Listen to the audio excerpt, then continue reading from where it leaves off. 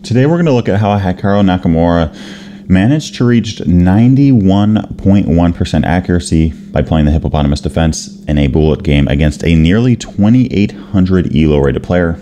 Let's take a look. So we got the starting position here. White plays this move e4. We have a very quick g6 and bishop g7 from Hikaru, followed by b6 and bishop b7. Okay, he often starts with this, just double fiend shadow really quickly in the game. We now have e6 and d6, and you know what's coming from this point, teching both of those knights in. d5 is played here, and we now see Hikaru play the move of e5. Okay, now when we're playing the Hippo, there's a couple of central breaks that white can make, right? And I would say against the move of e5, d5 can be a good option, but it isn't always, right? And at the same time, if d5 is played, e5 isn't always the best move, but it oftentimes is. Okay, now when I see this move d5, I really do look at e5 and I play it nearly every single game. Okay, we have this move e5, and now, I mean, black has really reached a solid position. White has advanced their pawns in the center like crazy, but the question now is, what does white do? And I don't know what the answer is. Okay. If you push the c-pawn like crazy, we got a double pawn clamp on that square. If you play, I mean, f4, which by the way is going to take some time, I'm really not too worried about it because, I mean, we got moves like h6 kicking that bishop around. We could even take, and our dark squared bishop is going to become very active along with that e5 square for our knight to jump into. I'm taking black here any day of the week, is what I'm trying to say, especially from a practical standpoint.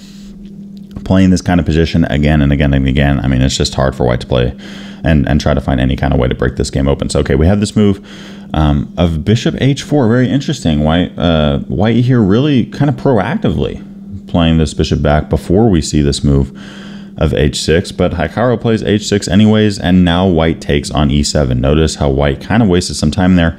But okay, I had a subscriber recently bring up the question of, you know, what to do if this bishop just comes in and takes our knight.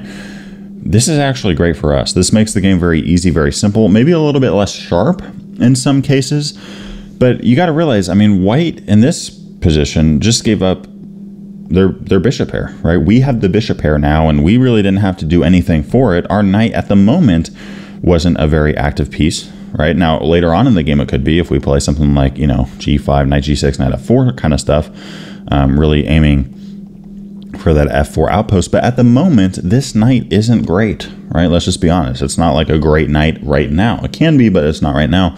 In fact, it can't even move. White taking this guy just gives us the bishop pair, and it gives us some room to operate. Right now, even without them taking the knight, we're totally fine. We're totally fine in the Hippo. But in this case, we kind of just get some free space, right? The more that white trades with us early on in the game, we're the ones that are on the 3 ranks. They have 5 ranks, we have 3, right? So that actually just gives our pieces more room to operate, right? If we're cramped, we want to trade down. White kind of just did that for us. Okay, now I'm not making the argument that in the Hippo we want to trade down. I don't even consider the position cramped for the Hippo because we have so much active play and 2 bishops that are really the soul of the entire system. But okay, the idea is still the same, right? We simply have more space now, right? We got free development with the queen. Knight d2 is played here. Hikaru very quickly castles kingside. And again, if you ever play f4, we can take, and that bishop is going to become a monster. Okay, knight c4 is played. And here we have a very interesting move from Hikaru. I would probably play a move like a6 myself. You know, just finishing out the full thick-skinned Hippo, getting those 6 pawns on the 6th rank. Of course, in this position, we have that pawn on e5. But yeah, I mean, just finish this setup out, right? Maybe I'd look at a move like f5, okay? Both of these, by the way, are the Stockfish recommendations. But instead, we have the move of h5. And Stockfish likes this as well. It's a very interesting idea, an idea that I have used in my own games. And the idea is this, right? If the center locks up, your opponent may be thinking, wow, I really locked down their bishops. But remember, your bishops are not stuck here when you're playing the Hippo. They don't have to stay here the whole game. In fact, you can very quickly bring the bishop to one of these 2 squares from both sides, right? So we have 4 squares, if we combine these, right, that our bishops are not on, that are very easy to get to. Okay, I can't tell you how many games I've played a move like bishop c8, just reactivating it, right? Maybe I'm starting to push on the king side, and okay, I just add an extra attacker, which is great.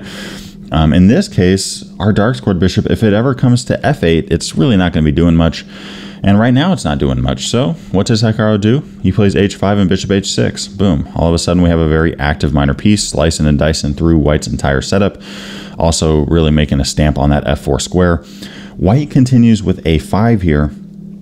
And yeah, we now have the move of knight c5 from Hikaru. b4 is played. We take that bishop off the board. Notice now that we have two bishops against their two knights. And it's interesting here. I mean, this is a bullet game, okay? So it's not like Hikaru sat here for a very long time and thought about this, but you know, maybe he was originally thinking, okay, I mean, you know, at some point, knight b5 could be a little bit annoying. You know, it's a square that maybe a knight could jump into and attack my c-pawn, and you know, in this kind of position, we don't want to ever move the c-pawn because White could just take, and we're going to have a backwards pawn and a d5 all this kind of stuff. We can't play b5 because we just lose our pawn. If we take here, that's only going to help White. If we play a6, White can take there, and they're just going to win a pawn. So there's a lot of stuff going on here. We see this move bishop a6, right? And now we started with fianchettos, but now we have two bishops that are actually pretty active. White here closes that bishop down by playing the move of b5, right? And we bring the bishop back. Why did we do this? Well, now there's a pawn on b5, so this knight can't go anywhere. I mean, it can go here, but who cares? It's never going to be able to go to c5. And all of these squares are taken away. So this knight's kind of compromised all of a sudden. It really doesn't have that many propositions in a position like this.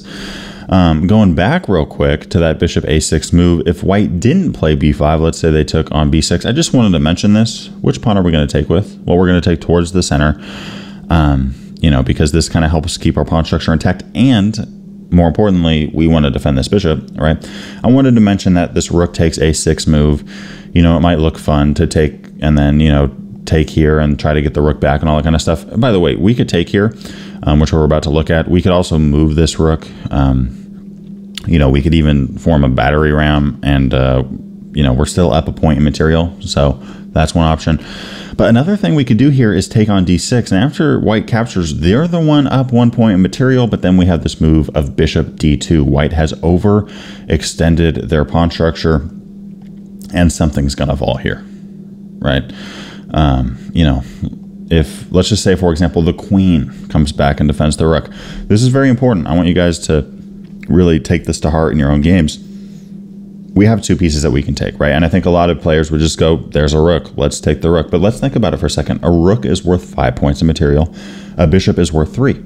If we take this rook, we get 5, but we lose 3. So overall, we get +2. This is still a great thing, but if we take the knight in this position, we get 3 points.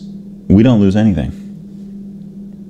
So at the end of the day, it's almost always better to just outright win a piece than win the exchange, because sure, the opponent's piece is less valuable, but we don't lose a piece, right? So we're looking at +3 from a full piece or +2 from the exchange.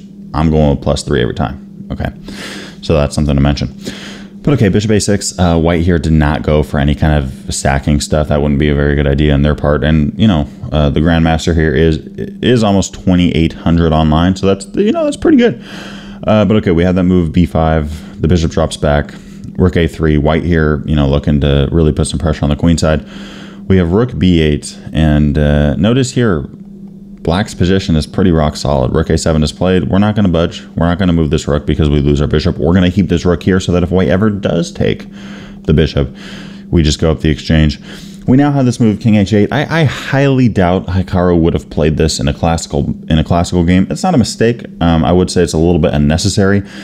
I'm guessing he's just trying to make his king a little bit safer. Maybe trying to open up, you know, this g8 square at some point for a rook, if, you know, things ever break open. But okay, we have knight a2 and now f5. Okay, now White here could have captured. They ended up not taking. They played the move of knight b4. We have queen f6, just, you know, adding some you know, pressure onto the king side of the board. I do think that taking on e4 here and really breaking open that file and making d5 a little bit more weak was the way to go. But we have queen f6, f3, h4, h3, queen g5. Notice how much energy and attention Hikaru is putting into the king side of the board here, specifically the dark squares, because all of White's pawns are on light squares and there's no dark squared bishop to hold the fort down. But okay, knight c6, we take that knight off. What do we do with this pawn? Right? How do we defend this guy? Well, we just move one over again. we're fine, right? This rook really can't get kicked around. We have knight e3 here, queen g3. I mean, you know, when you see a weak square, take it. You're attacking the rook, and when the rook runs away, we have f takes on e4. Now, queen takes e4, obviously not knight takes e4. Queen takes e4 was played. But what happens if f takes e4? Okay, there's a couple of moves here. The second best move, according to Stockfish, is rook f3. Notice you can't take that rook because, yeah, the pawn's pinned to the king. But the best move here is rook f2. Would have Hikaru found this? I'm going to guess yes. I don't know, but I'm going to guess yes. But gosh, I mean, talk about active chess here. We're threatening to take this knight, not so much because we want a knight, but more because this knight is the only piece stopping us from just playing queen takes g2 checkmate, game over. Yeah, that's not going to be good for white if they just kind of stay here and they let us take off their only piece defending mate. And if they take on f2, okay, we take on e3, right? This rook is pinned, and the second you defend it, we got another attacker coming in. We got 1, 2, 3 against this rook. Yeah, I mean, black's just crushing this. There's no way out of this for white. So f takes e4 is played. White takes back with the queen, trying to prevent the rook from getting activated, but it gets activated anyways. Rook f4, rook d4. If you run away with the queen, which did not happen in the game, we just have taken the knight, right? This knight's kind of central. It's really trying to stop everything at once, but it's overworked here. Too big of a job. We take that knight. We throw in a check, and the only move you have is rook back, and okay, we have a back rank mate. Going back to rook d4. In the game, we have queen takes d4 because white saw just how much trouble they're in. But okay, we capture back. We throw in a check. You know, here we have the move of rook e8. This was definitely a slight mistake from Hikaru because white is able to play the move of knight f1, and now they're attacking both our rook and our queen, and we cannot move the queen somewhere to defend the rook.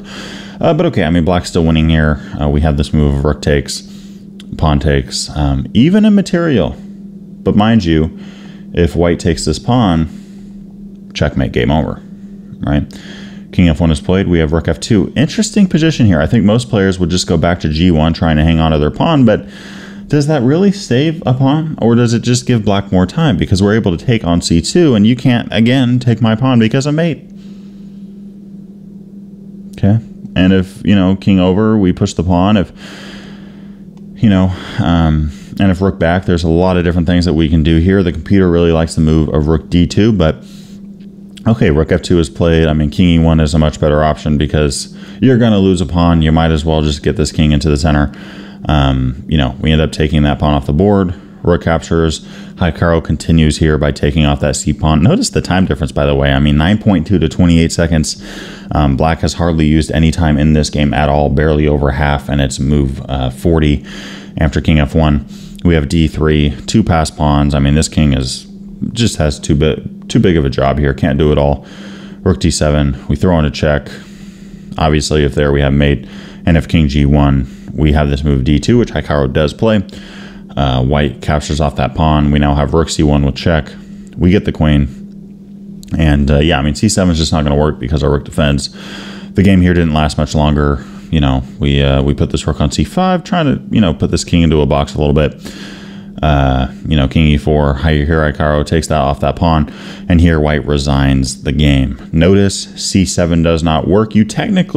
White technically here is up 4 points in material, but who cares because we take the queen off the board, and we're still winning this.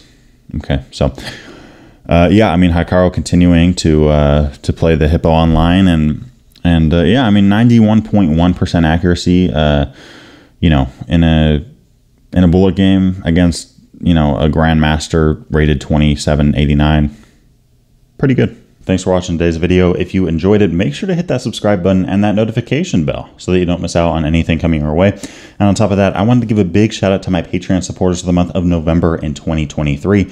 Big love to y'all. If you're interested in becoming a Patreon member, you can click on a link down in the description below. And in that, you will see all the benefits, including one in which we recently added, which is actually a once a month session with me, in which case we go over patrons games. I'll see y'all in the next one.